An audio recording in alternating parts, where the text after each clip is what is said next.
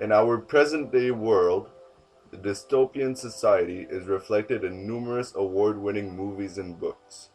1984, Brave New World, The Giver, The Matrix, Blade Runner, the Divergent series, and the Hunger Games series. Many more are all examples of well-known dystopian literature. Before moving on, who here can tell me their definition of a utopian society? Based on Wikipedia, a utopia is a community or society possessing highly desirable or near-perfect qualities.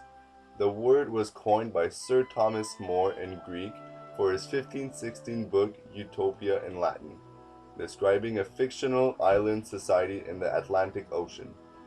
The term has been used to describe both intentional communities that attempt to create an ideal society and imagined societies portrayed in fiction. It has spawned other concepts, most prominently dystopia. Knowing what a utopia is, can anyone tell me the definition of dystopia? Also based on Wikipedia, a dystopia is an imaginary community or society that is undesirable or frightening. It is literally translated as not good place, an antonym of utopia. Such societies appear in many artistic works, particularly in stories set in a future.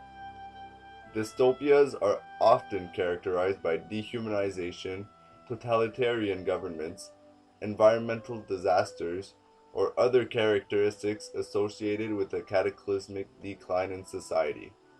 Dystopian societies appear in many subgenres of fiction and are often used to draw attention to real-world issues regarding society, environment, politics, economics, religion, psychology, ethics, science, and/or technology, which if unaddressed could potentially lead to a dystopia-like condition. Now let's get started.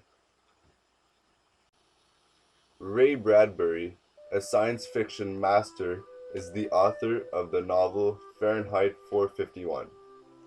Inspired by Nazi Germany's censorship, book burning, repressive policies, explosion of a nuclear weapon, post-war Red Scare, and propagandas, Fahrenheit 451 is a prediction of its futuristic society.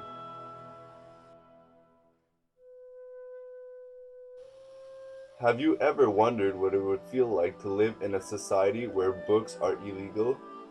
Not only are they illegal, any book that is found is sprayed with kerosene and burned at 451 degrees Fahrenheit, hence the title Fahrenheit 451.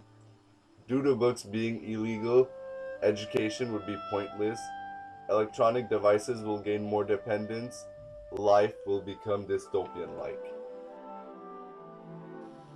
Caused by the lack of books, the whole community will become antisocial. People gain more and more dependence on electronic devices in order to entertain themselves. Concerning this cyber dependence, face-to-face interaction in Fahrenheit 451 is very minimal. The whole population in this society has their eyes glued on their walled TV parlors and their phones. Thanks to the major technology advancements, life in Fahrenheit 451 is fast-paced. Everyone wants the fastest phone and computer. The German Autobahn, also known as the Federal Motorway, has become available on every road. Cars are driving so fast that all they see are blurs. Green blurs are grass, pink blurs are rose gardens, white blurs are houses, and brown blurs are cows. Even billboards on highways have altered their lengths based on the car's speed. Oh, and let's not forget about the mechanical hound. The Fahrenheit 451 dystopian society is all about conformity.